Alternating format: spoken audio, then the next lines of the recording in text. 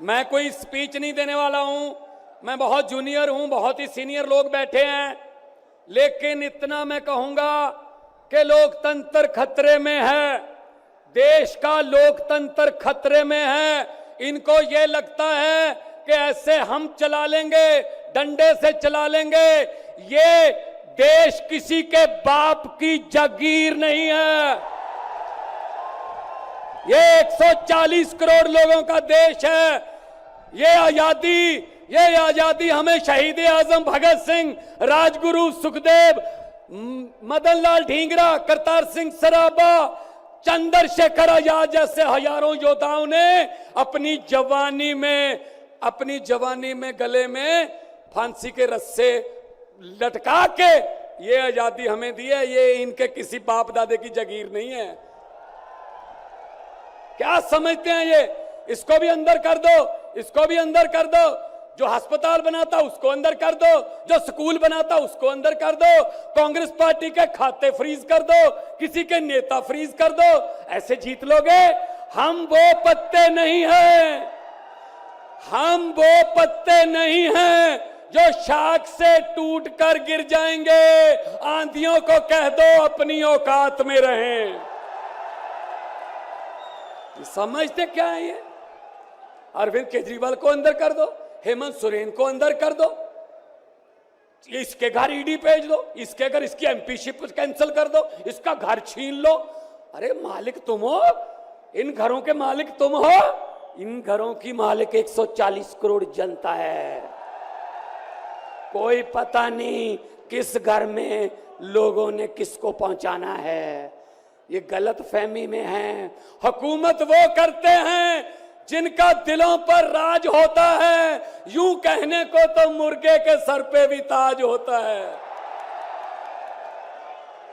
आज सुनीता जी, आज कल्पना जी बैठे हैं, सोनिया जी बैठे हैं।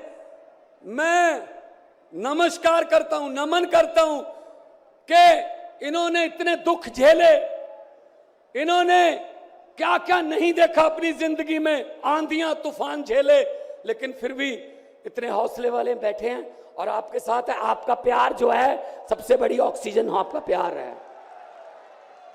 ये तालियां किसी को ऐसे नहीं मिलती। किसी को दिहाड़ी दे के मोदी मोदी करवाना बहुत इजी है। जब कोई दिल से बोलता है ना, वो बात असर रखती है। जब दिल से बोलता है, ये देश के टुकड़े टुकड़े करना चाहते हैं, जैसे राहुल जी कह रहे हैं। ये देश को नफरत की आंधी में लेके गए हुए हैं। ये सीएए लेके आए। मैं पार्लियामेंट में था, मैं एमपी था तब। मैंने कहा जी मुझे बोलने का मौका दीजिए। कहते नहीं जी। मैंने कहा जी 30 सेकंड।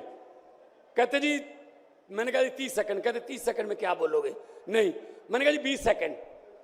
कहते 20? मैंने कहा हाँ। स्पीकर साहब कहने लगे आपका समय शुरू होता है अब। तो मैंने 20 सेकंड में बोला।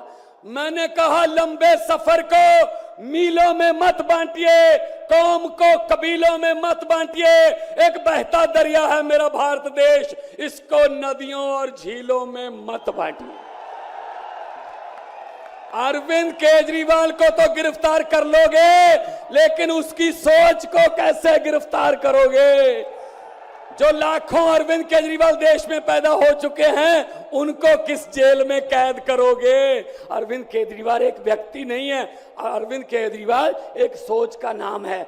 इंडिया गठजोड़ इकट्ठे हैं, सब इकट्ठे हैं। आज सभी के, मेरे ख्याल में कईयों के तो कैमरे भी कांपने लग गए होंगे, ये इकट्ठे कैसे बैठ गए। ये चाहते नहीं हम इकट्ठे बैठे, कभी ये इधर से कभी इधर से, कोई अफवाह। लेकिन मैं ये कहना चाहता हूं सबको कि आओ इकट्ठे हो जाएं और इन भ्रष्टाचारियों को कह दो, भगवंत मान ने बोला था, इन भ्रष्टाचारियों को कह दो कि जितने मर्जी इकट्ठे कर लो पैसे, हीरे, मोती, मगर ख्याल इतना रहे कफन पे जेब नहीं होती।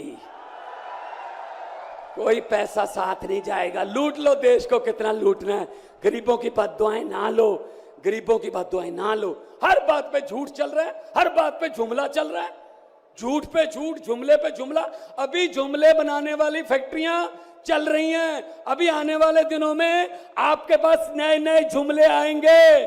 यकीन मत करना, मैंने तो पार्लियामेंट में बोल दिया था, मैंने कहा जी 15 लाख की रकम लिखता हूं तो कलम रुक जाती है, 15 लाख की रकम लिखता हूं तो कलम रुक जाती है, काले धन के बारे में सोचता हूं तो स्याही सूख जाती है, हर बात ही जुमला निकली।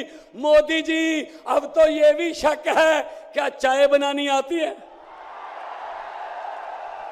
मुझे लगता चाय भी नहीं बनानी आती होगी, जिस किस्म का झूठ चल रहा है।